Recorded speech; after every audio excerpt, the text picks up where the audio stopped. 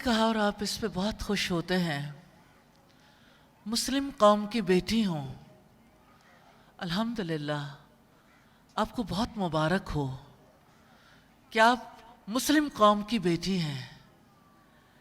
اللہ تعالیٰ کا یہ بہت بڑا احسان ہے کہ اس نے مسلمان گھرانوں میں پیدا کیا۔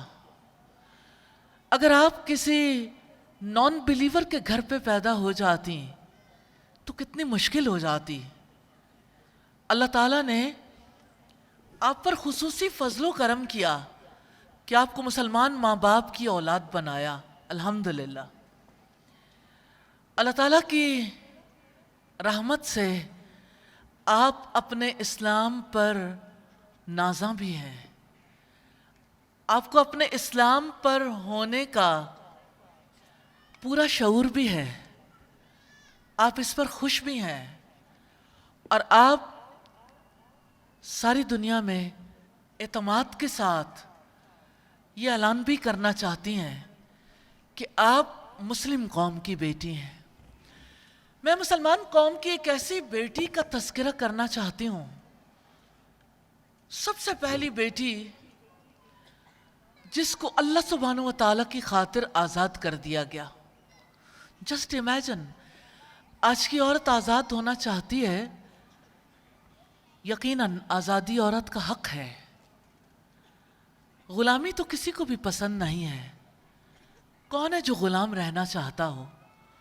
لیکن میں اس بیٹی کا تذکرہ کرنا چاہتی ہوں جس کو اس کی ماں نے اس وقت آزاد کرنے کا فیصلہ کیا تھا جب ابھی اس کی زندگی کی بنیاد بھی نہیں رکھی گئی تھی۔ ایک پرندے کو دانا چگتے دیکھا، ایک ماں کو اپنے بچے کو دانا دیتے ہوئے دیکھا۔ آپ کو کئی بار اتفاق ہوا ہوگا کسی چڑیا کو دیکھ کے جو اپنے بچے کے منہ میں چوگا دیتی ہے۔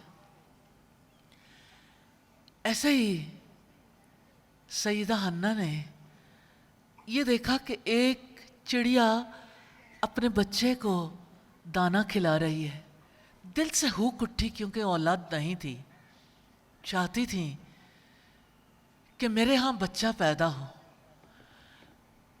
آپ میں سے جو مائیں ہیں بخوبی سمجھتی ہیں، اور جو مائیں نہیں بھی ہیں، مستقبل کی مائیں بھی ہیں، وہ بھی اس بات کو سمجھتی ہیں کہ انسان اپنی چیزوں پر کیسے اپنا حق رکھتا ہے۔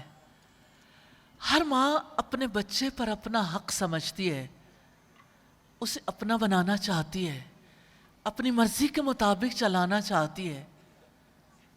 لیکن سیدہ حنہ نے اس موقع پر اپنے رب سے کہا کہ اگر مجھے بچہ دے دے تو میں وہ تیرے لیے آزاد کر دوں گی۔ اللہ اکبر! کیا اس دور میں لوگ اللہ سبحانہ و تعالیٰ پر بیلیف نہیں رکھتے تھے؟ رکھتے تھے۔ وہ نبیوں کے گھرانے میں پیدا ہوئی تھیں، وہ جانتی تھیں کہ اللہ سبحانہ و تعالیٰ کا حق ہے، لیکن انہیں یہ پتا تھا لوگ عبادت کرنے کے لیے عبادت گاہوں میں جاتے ہیں، اپنے بچوں کو بھیجتے ہیں، عبادت کے لیے کوشش کرتے ہیں، لیکن اپنے بچوں کو اپنے رب کی خاطر آزاد نہیں کرتے۔ کتنے کم لوگ ہیں جنہیں رب کی خاطر آزاد کیا جاتا ہے۔ ایک ماں نے اس کے لیے شوہر سے مشورہ نہیں کیا، ایک ماں نے، ابھی وہ ماں بھی نہیں بنی، اس نے اپنے اہل خاندان سے بھی مشورہ نہیں کیا، اس نے اپنے رب سے براہ راست بات کی۔ اگر کسی کو آزاد ہونا ہے، آزادی کا مفہوم سمجھنا ہے، تو اس کو ضرور دیکھنا چاہیے کہ انسان اپنی فکر سے کیسے آزاد ہوتا ہے، اپنا حق کیسے لیتا ہے۔ اللہ سبحانہ و تعالیٰ نے انہیں امید سے کر دیا۔ پھر جب ان کے یہاں بیٹی پیدا ہوئی تو پریشان ہو گئیں، کیونکہ لڑکوں کو تو اللہ سبحانہ و تعالیٰ کی خاطر لوگ آزاد کیا کرتے تھے، لیکن لڑکی کے لیے کبھی کسی نے سوچا بھی نہیں تھا۔ انسانی تاریخ کی وہ پہلی بچی ہے جس کو اللہ سبحانہ و تعالیٰ کے لیے آزاد کیا گیا۔ جب ان کی آزادی کا وقت آیا، یہ وہ وقت تھا جب وہ پیدا ہوئی تھی۔ ماں نے اللہ سبحانہ و تعالیٰ سے جو عہد کیا تھا اس کو پورا کرنے کے لیے اللہ سبحانہ و تعالیٰ کے آگے بات رکھی۔ پھر یہ خبر ہیکل تک پہنچی۔ ہیکل کے جو عبادت گزار تھے، ہیکل کے جو خدمت گار تھے، ان کے لیے یہ بہت بڑا اعزاز تھا کہ تاریخ کی پہلی بچی کو جسے اللہ سبحانہ و تعالیٰ کی خاطر آزاد کیا گیا، اس کی وہ پرورش کریں، اس کی وہ تربیت کریں۔ کیا آپ سوچ سکتے ہیں آج بھی کسی ننھے بچے کو، دودھ پیتے بچے کو، پیدا ہونے والے بچے کو کوئی مسجد میں چھوڑ جائے؟ بچی کی بات تو بہت دور کی ہے۔ میں ایک ایسے جہان میں رہتی ہوں، ایک ایسی دنیا میں رہتی ہوں جہاں مساجد کی ایک بہت بڑی تعداد ہے، جہاں ہمیں قدم رکھنے کی اجازت نہیں ہے۔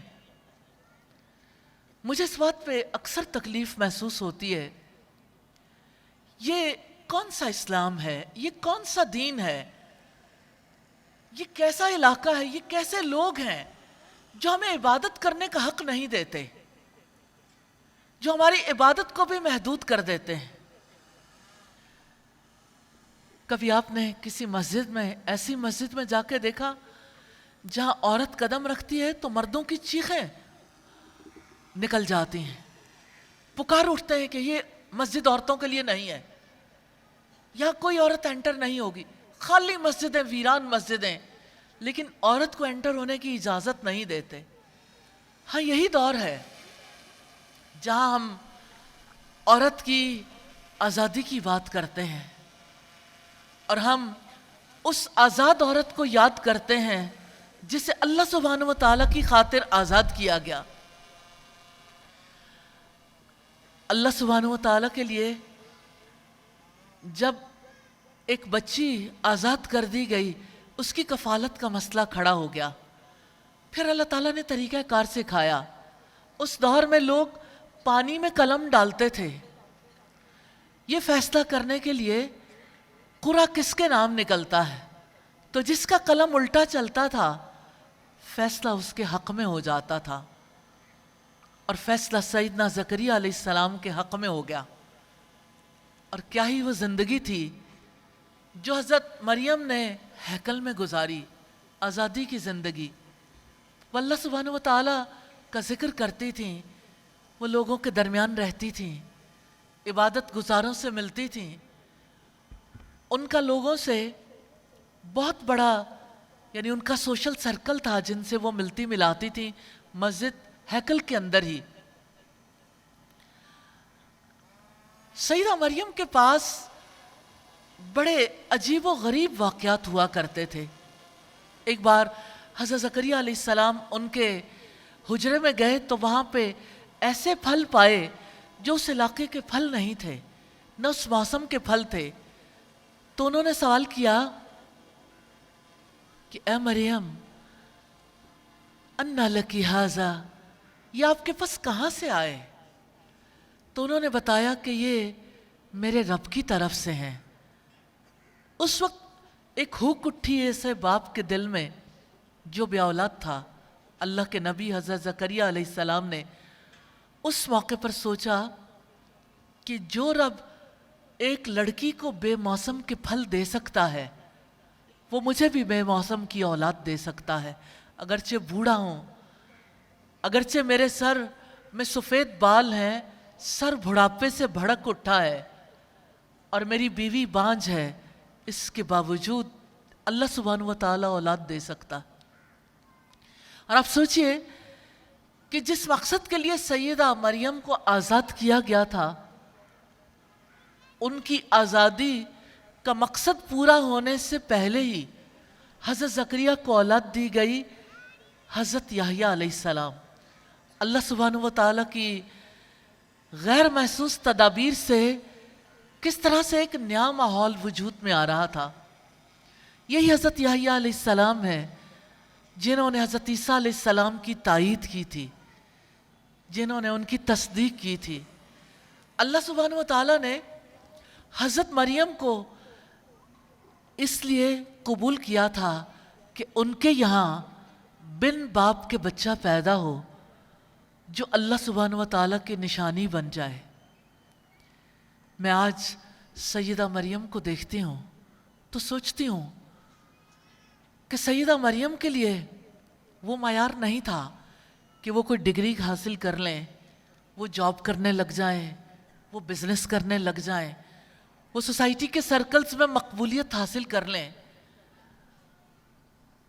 لیکن قیامت تک سیدہ مریم سے زیادہ کوئی خاتون ایسی نہیں ہے جس کے اتنے فالوورز ہوں، جس کے اتنے چاہنے والے ہوں۔ عیسائی انہیں مادر خدا کا درجہ دیتے ہیں، غلط دیتے ہیں، میں لگاؤ کی بات کر رہی ہوں۔ مسلمان نبی صلی اللہ علیہ وسلم کی حدیث کے مطابق یہ سمجھتے ہیں کہ حضرت مریم ان جنتی خواتین میں سے ہیں جنہیں سردار بنایا گیا، مریم بنت عمران، جنہیں اللہ سبحانہ و تعالیٰ کے لیے آزاد کیا گیا تھا، جن سے اللہ سبحانہ و تعالیٰ نے اپنا کام لیا۔ کیا دنیا کی کوئی ڈگری ایسی ہے؟ میں ڈگریوں کی مخالف نہیں ہوں، میں جاب یا بزنس کی بھی مخالف نہیں ہوں، لیکن میں یہ ضرور سوچتی ہوں کہ وہ کون سی چیز ہے جو ہمیں سب سے بڑی کامیابی تک پہنچا سکتی ہے۔ اس کامیابی تک پہنچنے کے لیے ریلی عورت آزاد نہیں ہے۔ آپ اپنے گھروں میں یہ سنتے ہوں گے، یہ کیسا قرآن پڑھنا ہے؟ آپ کوئی ڈگری حاصل کر لو، آپ کہیں اور وقت لگا لو، اپنی عمر کیوں برباد کرنی ہے؟ آپ اگر قرآن پڑھو گے، آپ اگر اس کے لیے وقت لگاؤ گے، دین کے لیے وقت لگاؤ گی، رشتہ کیسے ہوگا؟ دین کے لیے وقت لگاؤ گی، سوسائٹی میں ایکسیپٹنس کیسے آئے گی؟ زندگی کیسے گزارو گی؟ آپ اس سوسائٹی کی جہالت کا اندازہ کر سکتے ہیں۔ نہیں جانتے لوگ کہ دین تو دنیا برتنے کا طریقہ سکھاتا ہے۔ اسلام از دا وے، اسلام ایک لائف سٹائل ہے، اور اس لائف سٹائل کو سیکھنے کی، اس کے لیے وقت لگانے کی، اس کے لیے محنت کرنے کی، اس کے لیے مال لگانے کی ہمارا معاشرہ اجازت نہیں دیتا، ہمارے خاندان اجازت نہیں دیتے۔ ایک مائنڈ سیٹ ہے، اس مائنڈ سیٹ میں کہیں یہ بات فٹ نہیں آتی۔ ہم کتنی دور نکل گئے ہیں جہاں ہمیں ان لوگوں کو فالو کرنا سکھایا جاتا ہے جن کے پاس حیا نہیں۔ اب سوچئے، آج کی عورت، آج کی بچی، بہت پیور بچی بھی کتنی جلدی مجبور ہو جاتی ہے، کبھی اپنے ٹخنے ننگے کرنے کے لیے، کبھی سر کے بال کھولنے کے لیے، کبھی چہرہ اوپن کرنے کے لیے، کبھی اپنے بازو نیموریاں کرنے کے لیے، کبھی اپنے لباس کو لوگوں کی توجہ کا مرکز بنانے کے لیے۔ ہاں، واقعی آپ مبارکباد کے مستحق ہیں کہ آپ اس بات پر نازاں ہیں مسلم قوم کی بیٹی ہوں، جہاں کی بیٹیاں حیا والی ہوتی ہیں، جہاں کی بہنیں درد آشنا ہوتی ہیں، لیکن ہو وہ مسلم قوم جو اللہ سبحانہ و تعالیٰ پر یقین رکھتے ہوں، اللہ سبحانہ و تعالیٰ کے احکامات کو دل سے قبول کرنے والے ہیں۔ اب سوچئے، آج تو سوسائٹی کی یہ صورتحال ہے، آج سوشل میڈیا کے تھرو، آج میڈیا کے تھرو کتنی بڑی کیمپین ہے، کتنا بڑا پروپیگنڈا ہے۔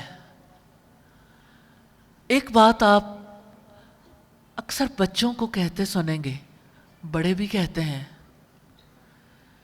مجھے ایسا فیل ہوتا ہے اگرچہ میں مرد ہوں لیکن میرے اندر شاید نسوانی جذبات زیادہ ہیں۔ میں مرد نہیں ہوں، مجھے عورت ہونا چاہیے، تو ہمارے یہاں قانون پاس ہو گیا کہ اگر آپ یہ محسوس کرتے ہیں تو اپنے محسوسات کی وجہ سے آپ کو آزادی ہے، آپ نادرہ سے عورت رجسٹرڈ ہو سکتے ہیں، ان کی داڑھی مونچھیں بھی ویسے ہی ہیں، ان کے مردانہ اعضاء میں بھی کوئی کمی نہیں آئی، لیکن وہ اپنے آپ کو عورت بنا کر پیش کرتے ہیں۔ کتنی ہی عورتیں ایسی ہیں جو یہ کہتی ہیں کہ ہمارے اندر مردانہ جذبات ہیں، ہمیں عورت نہیں ہونا چاہیے، ہمیں مرد ہونا چاہیے۔ کیا آپ امیجن کر سکتے ہیں 35,000 سے زیادہ پاکستانیوں نے اپنی جنس تبدیل کی ہے۔ جنس تبدیل کرنے والوں کو ٹرانسجینڈر کہتے ہیں۔ ٹرانسجینڈر یہ ہی شی دے والے وہ سلسلہ نہیں ہے، جس کو اللہ سبحانہ و تعالیٰ نے پورا مرد نہیں بنایا یا پوری عورت نہیں بنایا، وہ تو انٹرسیکس سے تعلق رکھتا ہے۔ لیکن یہ کیا ہوا؟ سوسائٹی کا ذہن کس نے تبدیل کر دیا کہ آپ محسوس کرو کہ آپ مرد ہو تو آپ اپنا جینڈر بدل لو، آپ کو محسوس ہوتا ہے کہ آپ بلی ہو تو آپ بلی بن جاؤ، آپ کتا ہو کتے بن جاؤ، آپ شیر ہو تو شیر کی کھال پہن لو۔ اگر آپ اسے سرچ کریں گے تو آپ کو پتہ چلے گا کتنی بڑی تعداد ہے جو صرف مرد اور عورت کے چکر میں نہیں ہے، اپنا جینڈر بدل رہی ہے۔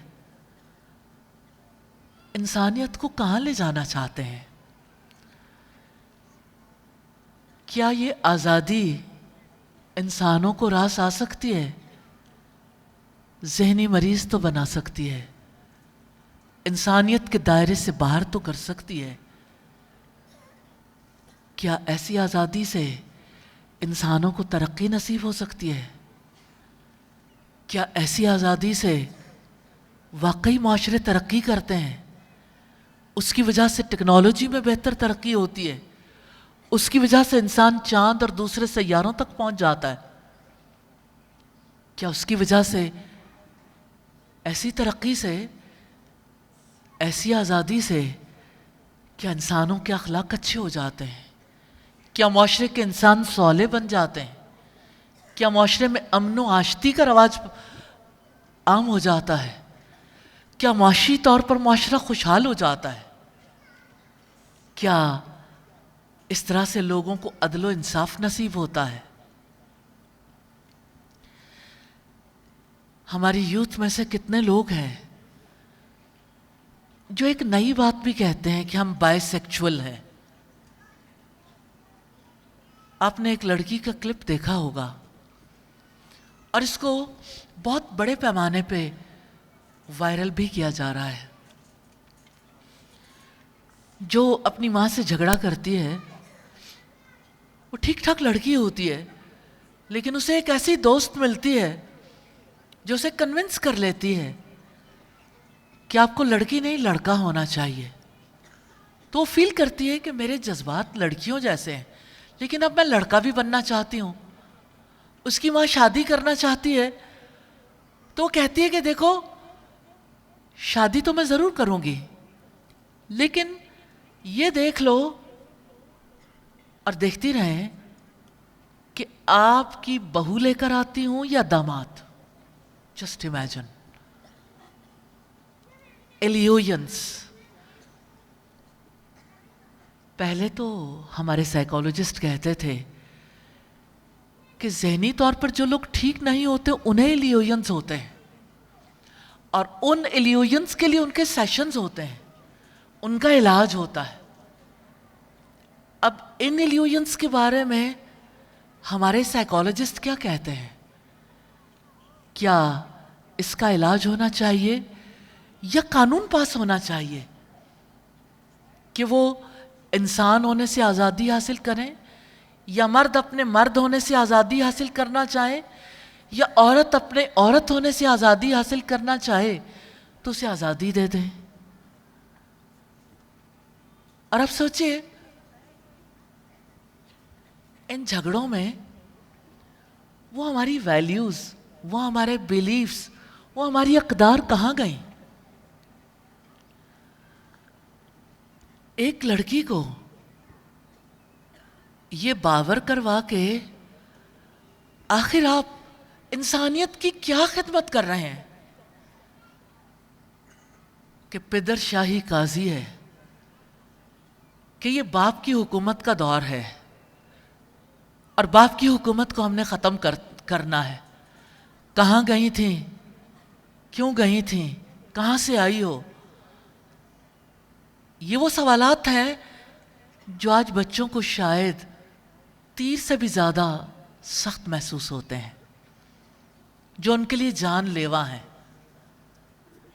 ایسا ماحول جس میں باپ کو پوچھنے کا حق نہیں دیا جا رہا، یہ حق چھینا جا رہا ہے.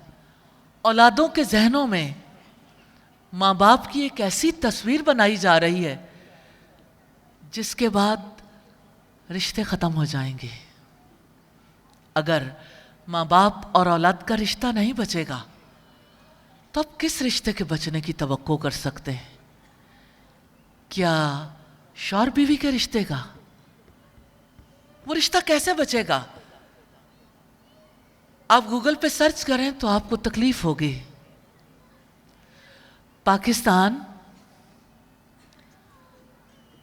پون سائٹس کو سرچ کرنے والوں میں نمبر 1 پہ ہے. کسی سائٹ نے پاکستان کے بارے میں کہا پورنستان. میں نے جب پاکستان کے فلیگ پہ پون لکھا ہوا دیکھا میری روح کانپ گئی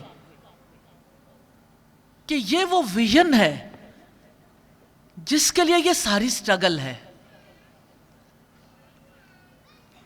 میں نے یہ بات اس لیے آپ کے سامنے رکھی ہے کہ میں ایک عورت ہوں،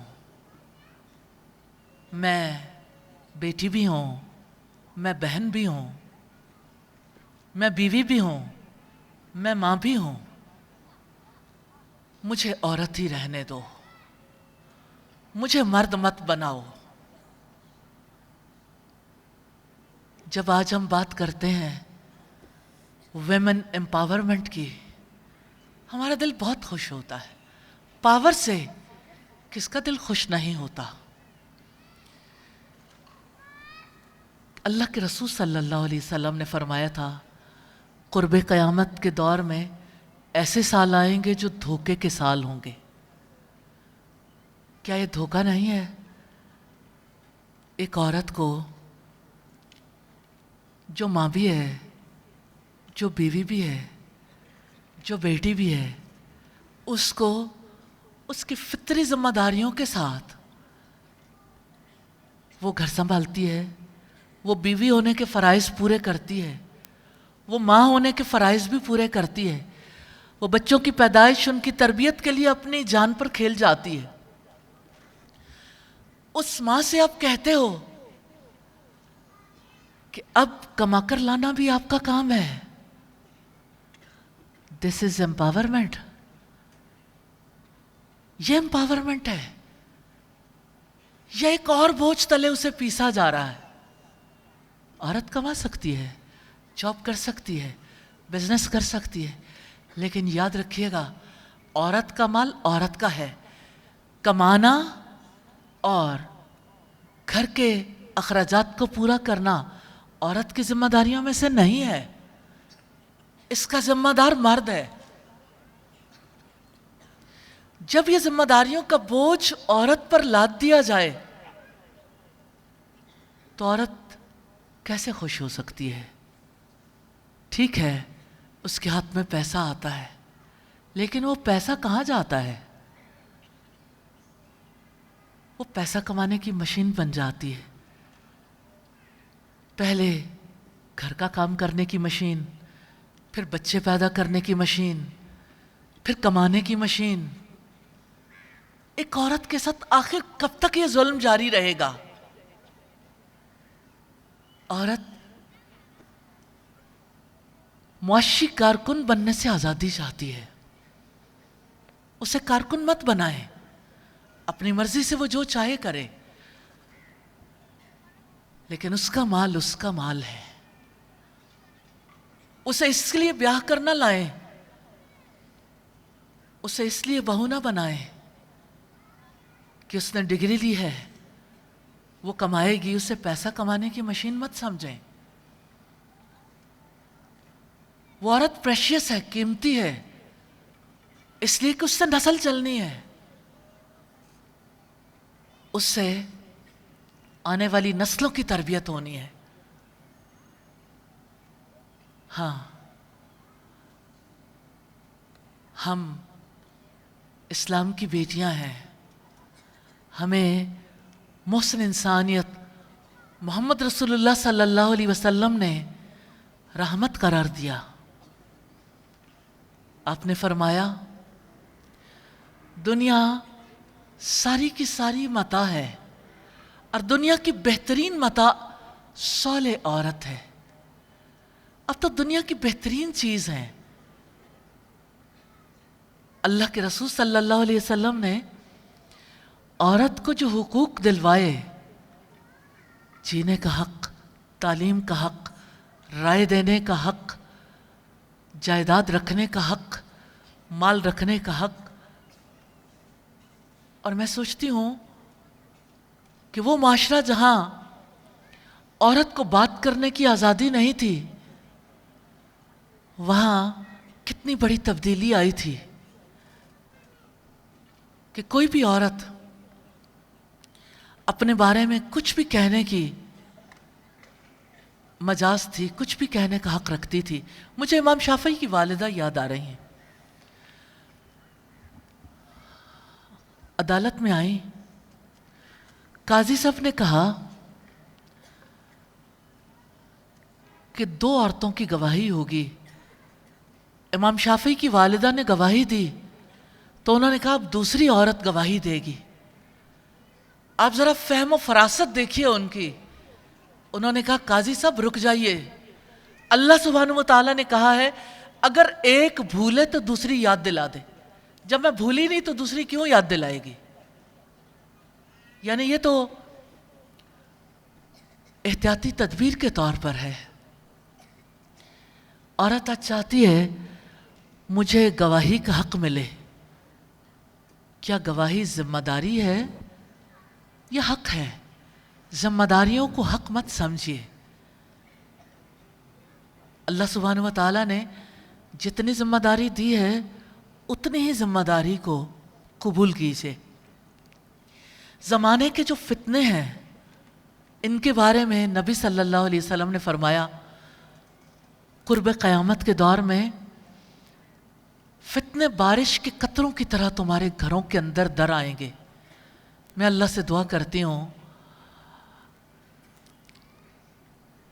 اور دعا شعر کی زبان میں، حیا نہیں ہے زمانے کی آنکھ میں باقی، خدا کرے جوانی تیری رہے بے داغ۔